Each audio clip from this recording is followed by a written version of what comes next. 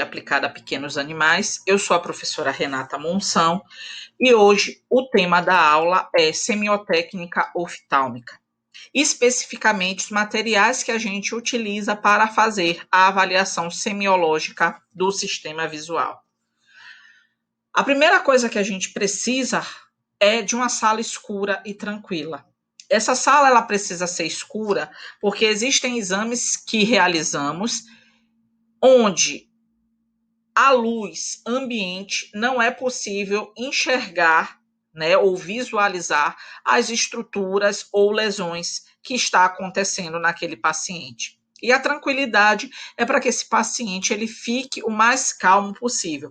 Quanto mais agitado for o ambiente, mais agitado fica o paciente, o que dificulta a nossa manipulação.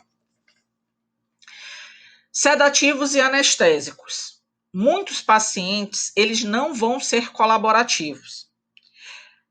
O ideal é que todo paciente que passe por avaliação oftálmica esteja sem uso de medicações anestésicas. Por quê? Essas medicações elas vão influenciar em algumas avaliações que estaremos fazendo no paciente. Por exemplo, alguns sedativos e anestésicos, eles podem diminuir a produção de lágrima, eles podem influenciar na avaliação da pressão intraocular. Porém, tem pacientes que não são colaborativos e que, infelizmente, teremos que realizar esse procedimento com eles anestesiados. Uma fonte de luz adequada para iluminação e visualização das estruturas, tanto extraoculares quanto intraoculares, como uma lanterna, né, que pode ser a lanterna clínica comum, ou um transiluminador de FINOF, que normalmente é utilizado pelos profissionais que trabalham diretamente com oftalmologia. Na verdade, a maior parte desses materiais que vão ser apresentados aqui, eles são de uso do oftalmologista. Para o clínico, o que normalmente se utiliza são os testes, né, tanto lacrimal quanto o teste de fluoresceína, uma lanterna e uma fonte de magnificação, que normalmente é a lupa de pala. Então, a lupa de magnificação, que ela serve para avaliação de estruturas que não seriam visualizadas a olho nu. O biomicroscópio com lâmpada de fenda, que também, além de dar essa amplitude na visão para que a gente consiga enxergar estruturas muito pequenas, ele nos permite avaliar a superfície ocular e também avaliar as úlceras de córnea e o humor aquoso, a câmara anterior e o cristalino. Então, através desse aparelho, nós conseguimos visualizar essas estruturas e identificar as alterações que estão ocorrendo nelas. Para a avaliação da retina, do nervo óptico e do vítreo e coroide, nós podemos utilizar o oftalmoscópio direto, a lente de magnificação ou o oftalmoscópio indireto. Normalmente, o oftalmoscópio indireto ele é utilizado em associação com a lente de magnificação. O oftalmoscópio direto é um aparelho que você usa sozinho e essa lente de magnificação ela também pode ser utilizada associada ao transiluminador de FINOF. Quando a gente utiliza esses equipamentos, nós conseguimos visualizar toda a região tapetal e não tapetal do fundo do olho, avaliar a vascularização, o nível de lesão que o nervo óptico possa estar apresentando também. E se o fundo de olho, a região tapetal, ela está hiperrefletiva ou não. A goniolente, que é uma lente utilizada para avaliação do ângulo de drenagem. Esse exame é realizado em pacientes com suspeita de glaucoma, em pacientes pré-avaliação para cirurgia de catarata, onde através dela conseguimos visualizar se esse ângulo de drenagem ele está aberto, se ele está fechado ou se ele está com o seu tamanho diminuído. O tonômetro, que é um aparelho utilizado para a avaliação da pressão intraocular. Existem 2 tipos de tonômetro utilizados na atual realidade, que é o tonômetro de aplanação e o tonômetro de rebote. Tiras do teste de Schirmer, que é utilizada para avaliar a produção lacrimal do paciente. Ele é o teste diagnóstico para os quadros de ceratoconjuntivite seca quantitativa, onde nós vamos mensurar a produção lacrimal desse paciente e avaliar se ela está diminuída, normal ou aumentada. Alguns pacientes, eles vão chegar para a clínica com muita dor no olho, o que vai lhe impossibilitar manipular esse paciente e manipular o olho desse paciente.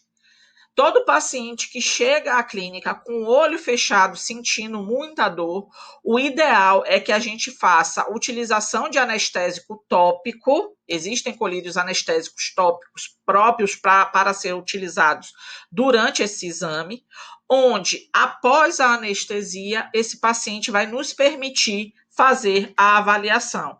Existem pacientes que a dor é tão grande que mesmo com o uso do colírio anestésico, ele não vai lhe deixar mexer. É importante que você não tente manipular esse olho e forçar a abertura para que não ocorra perfuração. E nesses casos, o ideal é que esse paciente seja anestesiado para que você consiga um grau de relaxamento maior e faça essa avaliação.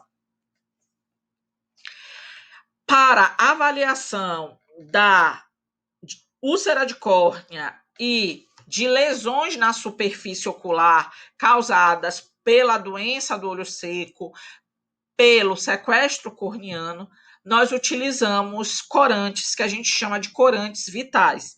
Dentre eles, nós temos na rotina o uso da fluoresceína, que cora úlceras de córnea, que é utilizado para determinar a qualidade do filme lacrimal através do teste de quebra do filme lacrimal e também é utilizado para diagnóstico de perfuração ocular através do teste de Seidel. O teste de lisamina verde, que cora células desvitalizadas da córnea e conjuntiva, e o rosa de Bengala, que ele também tem essa função de corar as células desvitalizadas, porém, ele também cora as células normais. Colírio midriático, para avaliação do fundo de olho, para avaliação do cristalino. A gente precisa ter uma midríase neste olho, pois a miose, né, a pupila de tamanho normal, ela nos impossibilita essa avaliação. E na rotina médico-veterinária, 2 colírios são os principais utilizados, que é o colírio de atropina a 1% ou o colírio de tropicamida a 1%, sendo que o colírio de atropina ele é mais potente. Suaves de algodão e gaze. A gaze é para realização de limpeza, esses suaves de algodão para coleta de citologia e também podem ser utilizados para a lavagem, né, do saco conjuntival. Solução salina estéreo para a limpeza desse olho. Cânulas lacrimais para a desobstrução do ducto nasolacrimal. E suaves estéreis para a coleta, né, de material para cultura com antibiograma, sempre que você desconfiar que está ocorrendo um desequilíbrio da flora conjuntival desse paciente ou em casos de úlceras de córnea contaminada. E também lâminas de microscopia, que são utilizadas nos casos de citologia conjuntival, citologia de córnea também. Nessas imagens aqui, nós podemos visualizar alguns equipamentos que são utilizados para a realização dos exames oftálmicos. Aqui é a lupa de Pala, né, a lupa de magnificação, a lanterna clínica, o transiluminador de Finoff, O biomicroscópio com lâmpada de fenda, nós temos esse modelo e esse modelo. As lentes de magnificação com diferentes dioptrias, o tonômetro de rebote, um oftalmoscópio direto, o teste da lágrima de Schirmer com essa fita milimetrada que vai de 0 a 35 milímetros, o teste de lisamina verde, o teste de fluoresceína e o SUAB com estéreo com meio de cultura para a realização da cultura com antibiograma. É imprescindível que a avaliação oftalmoscópica seja realizada em pacientes com alterações em fundo de olho ou sob suspeita, né, de cegueira, e o teste de Schirmer, ele vai sempre ser realizado em todos os pacientes. Na verdade, o ideal é que todo paciente ele passe por uma avaliação oftálmica completa, para que seu diagnóstico ele seja o mais específico possível. Contudo, nem todos os médicos veterinários vão ter à sua disposição todos esses equipamentos. Então, sob suspeita de alguma lesão no olho, onde